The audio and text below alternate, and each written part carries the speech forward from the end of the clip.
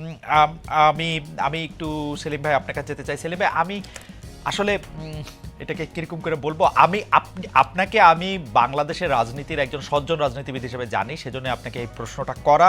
সেটা হচ্ছে যে বাংলাদেশের রাজনৈতিক দলগুলো আসলে কিভাবে চলে, মানে তাদের অর্থনৈতিক উৎসটা কি। আপনি আমাদেরকে একটু সহজ সরল, মানে আমি কোনো গোপনীয়তার জায়গা থেকে যেটা ভঙ্গ হয় সেটা আমি জানতে চাইছি না, আমি জানতে চাইছি যে মানিটা ফ্লো করে কিভাবে, সেটা কিভাবে খরচ করা হয়, সেটা কিভাবে, মানে এটা সূত্রটা কি আসলে সেলিম ভাই, মানে গড়ে যদি আমি এলডিপির কথা জানতে চাই, বিএনপির কথা জানতে চাই। আচ্ছা, সেলিম এখানে ভাই। বিএনপি বা এলডিপি কে একসাথে করলে হবে না। বাংলাদেশের বড় দুটি রাজনৈতিক দল আওয়ামী লীগ এবং বিএনপি, তাদের অসংখ্য সমর্থক আছে। তারা কয়েকবার ক্ষমতায় ছিল, তাদের অনেক সুবিধাভোগী আছে। তারা ওই দলগুলো চালানোর ব্যাপারে তারা তাদের ভূমিকা পালন করে।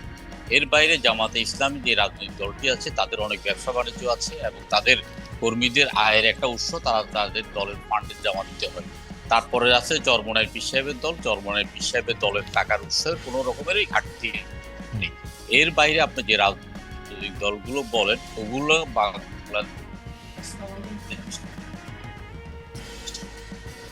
আমরা কি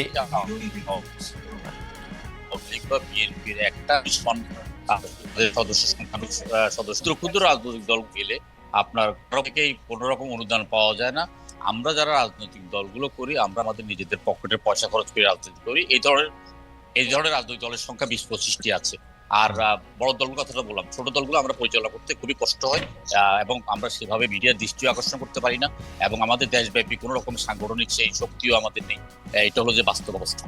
সেলিম ভাই, এখানে দুটা প্রশ্ন। সমর্থক ও সুবিধাভোগী যারা আসলে দলগুলিকে, বড় দলগুলির ক্ষেত্রে আমি বিএনপি আওয়ামী লীগ বা জামাত ইসলামের কথা বলি, তারা যারা চাঁদা দেন তারা কি আসলে এর বিনিময়ে কিছু চান না, মানে তারা এই চাঁদাটা শুধু সমর্থন থেকেই দেন, না, ভালোবেসে দুটো দেন? ব্যাপার আছে এখানে। বড় দলগুলো করলে তার বিভিন্ন রকমের তার অ্যাডভান্টেজ আছে। যেমন বড় দল যদি করে, তার একটা থানা কমিটির সভাপতির একটা একটা সামাজিক মর্যাদা বৃদ্ধি পায়, তার একটা রাজনৈতিক মর্যাদা বৃদ্ধি পায়, জনগণের সালাম পাওয়া যায়, তারপর একটা ভাবসাব থাকে। এর থেকেও তারা এই দলের পিছনে খরচ করে। ধরেন আজকে পল্টন ময়দানে একটা জনসভা, মিরপুর থেকে যে এই আপনার থানা কমিটির সভাপতি অথবা সেক্রেটারি, তারা কিন্তু নিজ খরচে কর্মীদেরকে নিয়ে যায় এই কারণে যে তাদের উপর একটা দায়িত্ব আছে হুম। এবং তারা ওই দায়িত্বটা পালন করছে।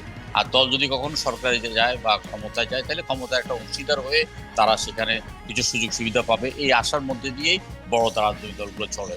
আর আমরা যারা ছোট রাজনৈতিক দলগুলো আছি, আমরা আমাদের মতো আদর্শ নিয়ে আমরা কখনো জোটবদ্ধ ভাবে, যেমন গণতন্ত্র মঞ্চ 4-5টি রাজনৈতিক দল একটা জোট, হুম। ভিপি নূরের একটি রাজনৈতিক দল, এবি পার্টি একটি হুম। রাজনৈতিক দল, ববিহাজ একটি রাজনৈতিক দল, এই কর্নেল অলি সাহেবের একটা রাজনৈতিক দল, এই রাজনৈতিক দলগুলো সাধারণত খুবই আপনার কষ্টে পিষ্টে চলতে হয়, এবং তাদের মানে আপনার কর্মসূচি প্রেস ক্লাব কেন্দ্রিক, ঢাকা কেন্দ্রিক। এর বাইরে এই রাজনৈতিক দলগুলোর কোনো দেশব্যাপী কোনো রকমের আপনার রাজনৈতিক তৎপরতা চালাতে হয় না। যে কারণে ধরেন আপনার সাকি সাহেব আছেন, তারপর সাইফুল হক সাহেব আছেন, আমি ওনাদের হুম। কাছ থেকে দেখেছি হুম। যে আসলে ওনাদের রাজনৈতিক দল পরিচালনা করতে ওনাদের আসলেই কষ্ট হয়, কারণ এই ছোট দলগুলো থেকে কেউ দান অনুদান দেয় না। তো বিএনপি ও আওয়ামী লীগের ক্ষেত্রে যে মানে যে চাঁদা বা অনুদান বা যে সমর্থনের টাকা এখানে ঢুকে, এটার কি কোনো অডিটের সিস্টেম আছে? এটা কি কোনো একটা অডিট হয়, মানে কি হয় এই টাকাটা আমরা কিভাবে জানি যে মানে কে পায় কে দেয়? এইটা আসলে আপনার যেহেতু আপনার নিবন্ধিত রাজনৈতিক দলকে প্রতি বছর আপনার তার আয় এবং ব্যয়ের একটা মানে দেখাতে হয়, হুম। আপনার উৎস দেখাতে হয়, আয়ের উৎস এবং ব্যয়ের উৎস হুম। প্রতি বছর অডিট করে সাবমিট করতে হয়। ওই রাজনৈতিক দলগুলো ওইভাবেই অডিট করে। বাংলাদেশের সামাজিক আর্থসামাজিক রাজনৈতিক যে অবস্থা, সেই অবস্থার প্রেক্ষিতে একজন ব্যবসায়ী যদি কোটি টাকা ইনকাম করে, হুম। সে 1 লক্ষ টাকা ইনকাম করে না এরকম দেখিয়ে যেরকম ভাবে আয়কর সাবমিট করে, হুম। রাজনৈতিক দলগুলো ঠিক সেইভাবেই তাদের আয় ব্যয়টা সাবমিট করা হয়। এ নিয়ে তেমন কোনো প্রশ্ন তোলার বা স্বচ্ছতার কোনো রকম জায়গায় এখন পর্যন্ত এসে পৌঁছেনি। ওকে, আপনাকে ধন্যবাদ। আমি শুধু এই পর্যায়ে শেষ প্রশ্ন করতে চাই, রাজনৈতিক দল করা কি একটি লাভজনক ব্যাপার বা একটি লাভজনক ব্যবসা? মানে আমি বলতেছি হচ্ছে যে লাভজনক ব্যবসায় একটা রাজনৈতিক দল করাটাকে নেওয়া যাইতে পারে কিনা, কারণ আমরা দেখতেছি যে নতুন রাজনৈতিক দলগুলো নিবন্ধন নেওয়ার জন্য যারা হাজির হচ্ছে, তাদের মধ্যে এরকম অনেক রাজনৈতিক দল দেখতেছি যে যাদের কথা আমরা আগে কখনো শুনি নাই, কিন্তু খুবই আগ্রহ নিয়ে তারা একটা রাজনৈতিক দলের একটা নিবন্ধন করতে যাচ্ছে, তারা নিবন্ধন করতেছে বা নিবন্ধন চাচ্ছে, একটা মার্কা চাইতেছে। এইটা কি একটা মানে ভালো ব্যবসা? মানে আসলে এখন যেভাবে ব্যাঙের ছাত্তার মতো প্রতিদিন রাজনৈতিক দলগুলো জন্ম নিচ্ছে, এতে করে একজন রাজনৈতিক কর্মী হিসাবে নিজকে খুব হীন এবং দীন মনে হচ্ছে। হুম। আমি আজকে প্রায় 53-54 বছর বয়স পর্যন্ত রাজনীতি করি। আমি আন্তরিকভাবে বিশ্বাস করি, আমি যদি রাজনীতি না করতাম তাহলে আমি পৃথিবীর সবচেয়ে সুখী ব্যক্তিটি হতাম। আমার জীবনের সমস্ত সময়টা আমি রাজনীতিতে ব্যয় করছি। আমি শুধু দিয়েই গেছি, কিছু পাইনি। জনগণের ভালোবাসা পেয়েছি, জনগণের অকুণ্ঠ সমর্থন পেয়েছি। জনগণ একজন মানে সজ্জন ব্যক্তি হিসেবে আমাকে জানে। কিন্তু সেলিম ভাই কেউ তো আর আপনার, কিন্তু সেলিম ভাই কেউ তো আর আপনাকে কপালে পিস্তল মানে ঠেকায়া রাজনীতি করাচ্ছে না। আপনি তো এটা থেকে এক্সিট 30 বছর আগে নিতে পারতেন, 40 বছর আগে নিতে পারতেন, 20 বছর আগে নিতে পারতেন, আজকেও নিতে পারেন। So why are you pursuing this thing?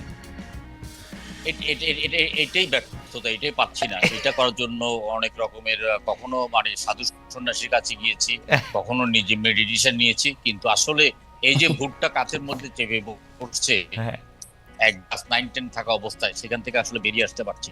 এটাই বাস্তব সত্য কথা। খুবই তবে ইন্টারেস্টিং। রাজনৈতিক দল করা কোনো লাভজনক কিছু না। হ্যাঁ, রাজনৈতিক দল করা কোনো লাভজনক কিছু না। এটা অত্যন্ত কষ্টকর ব্যাপার এবং প্রচন্ড রকমের ধৈর্য ধরে মুস্রোতের সাথে লেগে থাকতে হয়। আমার সাথে যারা ছাত্র রাজনীতি করেছেন, অনেক রাজনীতিবিদ হারিয়ে গেছেন। আমরা যাদেরকে দেখে রাজনীতি উদ্বুদ্ধ হয়েছি, তারাও হারিয়ে গেছেন। কিন্তু আমরা কোনো রকম টিকে আছি এবং জনগণ আমাদেরকে চিনে ভালো জানে। এই শুধু এই আত্মতৃপ্তি নিয়ে রাজনীতিতে আছে। জনাব সারোয়ার তুষার, আপনি একজন প্রবীণ রাজনীতিবিদের কাছে শুনলেন, যার প্রায় 50 বছর ধরে তিনি সক্রিয় রাজনীতির সঙ্গে আছেন। আমি শুনে আজকেও বিস্মিত হয়েছি, যদিও আমি সেলিম ভাইকে অনেক বছর ধরে চিনি, কিন্তু সেলিম ভাই প্রায় 70-এর কাছাকাছি বয়স এবং তার 50 বছরের মতো রাজনৈতিক অভিজ্ঞতা হয়ে গেছে, সেটা শুনে খুবই অবাক হয়েছে। আমি একজন তরুণ রাজনীতিবিদ হিসেবে জনাব সারোয়ার তুষার আপনার কাছে একটি প্রশ্ন করতে চাই। সেটি হচ্ছে এরকম যে আসলে এটা আসলে গুচ্ছ প্রশ্ন। আমরা সাবেক প্রধানমন্ত্রী শেখ হাসিনাকে সংবাদ সম্মেলনে বলতে শুনেছি তার পিয়ন 400 কোটি টাকা নিয়ে চলে গেছে, তা তিনি ধরতেও পারেননি। আজকে আমরা দেখলাম আপনাদের দল করতেন এরকম একজন আসিফ মাহমুদ সজীব ভুঁইয়া, তার যে সহকারী একান্ত সচিব, তাকে আসলে বহিষ্কার করা হয়েছে। কেউ কেউ বলছেন যে তিনি 311 কোটি টাকা নিয়েছেন, কেউ কেউ বলছেন যে তার সুইজারল্যান্ডে বাড়ি আছে, তিনি অনেক সম্পদ করেছেন, এরকম আরও অনেক অভিযোগ আমরা শুনছি। কিন্তু আমার কথা হচ্ছে যে জনাব এপিএস এই কাজগুলি কখনোই করতে পারতেন না যদি না তার বস অর্থাৎ উপদেষ্টা জনাব আসিফ মাহমুদ সজীব ভুঁইয়া এটাতে তাল মিলিয়ে চলতেন, কারণ তার তো কোনো নির্বাহী ক্ষমতা নেই। এই ব্যাপারটি আপনারা কেমনভাবে দেখছেন? এবং একইভাবে আপনাদের গাজী সালাউদ্দিন তানভীর, যিনি এনসিপির একজন যুগ্ম সদস্য সচিব ছিলেন, তাকেও আসলে বাদ দেওয়া হয়েছে, কারণ তার বিরুদ্ধে প্রায় একই ধরনের অভিযোগ স্বাস্থ্য উপদেষ্টার আরেকজন ব্যক্তিগত কর্মকর্তা। আপনি এগুলিকে কেমন ভাবে দেখছেন? আসলে মানে আপনার রাজনৈতিক দলটা মাত্র শুরু করেছেন, 2-3 মাসের মধ্যে অনেক বেশি জাজমেন্টের জায়গাও আপনারা পড়তেছেন, কিন্তু আসলে এইসব দুর্নীতির প্রশ্নে, টাকা মারার প্রশ্নে আপনারা আসলে কি বলবেন? জি, আপনাকে ধন্যবাদ এবং সেলিম ভাইকে আমি শুভেচ্ছা জানাই। এই যে ঘটনাগুলোর কথা আপনারা বললেন, আপনি বললেন, এগুলো খুবই মানে দুঃখজনক। এবং বাংলাদেশে যারা এই ধরনের রাজনীতি কিংবা সরকারের সাথে সংশ্লিষ্ট থাকে, তারা এই ক্ষমতার অপব্যবহার করে এই কাজগুলো করে। এবং তারই কিছু দুঃখজনক নজির আমরা এই 3টা ঘটনার ক্ষেত্রে দেখেছি।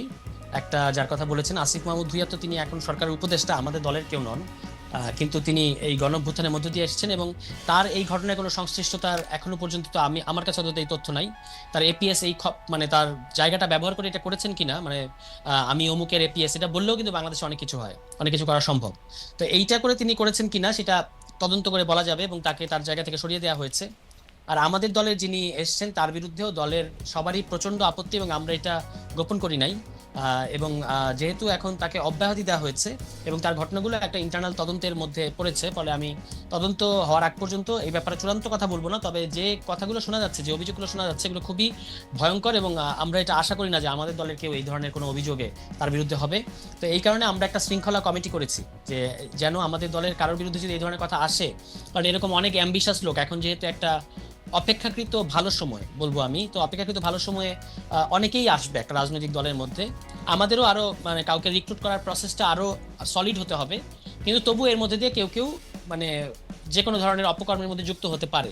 আমরা একটা সিস্টেম ডেভেলপ করার চেষ্টা করেছি, বা এখনো পর্যন্ত আমরা বলবো যে অনেকাংশেই করে ফেলেছি, যে একটা হচ্ছে দলের শৃঙ্খলা বিধি, আর একটা হচ্ছে এই ধরনের অভিযোগ আসলে সেটা একটা প্রপার তদন্তের মধ্য দিয়ে যেন আমরা তার বিরুদ্ধে ব্যবস্থা নিতে পারি। তো সেটা আমরা করেছি এবং যিনি তানভীর সাহেব, তার বিরুদ্ধেও আমরা অলরেডি আমাদের কার্যক্রম শুরু হয়েছে বা তদন্ত চলছে এবং আমরা আশা করি যে তার বিরুদ্ধে অভিযোগগুলো যদি প্রমাণিত হয় তাহলে অবশ্যই তার বিরুদ্ধে সাংগঠনিক ব্যবস্থা, এখন তো একটা সাময়িক ব্যবস্থা নেওয়া হয়েছে, একটা মানে চূড়ান্ত ব্যবস্থা তার বিরুদ্ধে হয়তো নেওয়া হবে যদি অভিযোগগুলো প্রমাণিত হয়। সংগঠনের ক্ষেত্রে আপনারা আসলে কোন নীতি অনুসরণ করছেন এসব ক্ষেত্রে? যেমন আমরা দেখছি যে আপনাদের একজন বড় নেতা সার্জিস আলম, তিনি যখন 150টি গাড়ি নিয়ে সেখানে গেলেন, সেটি নিয়ে আপনাদের দলের ভিতরে অনেক সমালোচনা হয়েছে।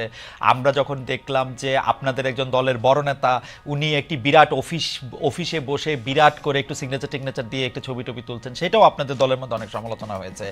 আপনারা কি এগুলি দল থেকে উৎসাহিত করছেন, নাকি আপনারা দলের মধ্যে এগুলি প্রশ্নবিদ্ধ করছেন? আপনারা কি মনে করছেন যে আপনারা এরকম একটা দল হবেন যে যেমনি ইচ্ছা সে তেমন করুক, নাকি আপনাদের একটা নির্দিষ্ট একটা নীতিমালা বা গাইডলাইন আপনাদের আছে? আপনারা যে আমাদের পরিষ্কারভাবে আমরা চাই যে আমাদের দলের যারা নেতাকর্মী বা বিশেষত যারা কেন্দ্রীয় নেতা, এমনকি মহানগর বা জেলা পর্যায়ের নেতা, তারা যেন কোনো ধরনের অপকর্ম কিংবা এই ধরনের কর্মকাণ্ডে যেন না জড়ায়।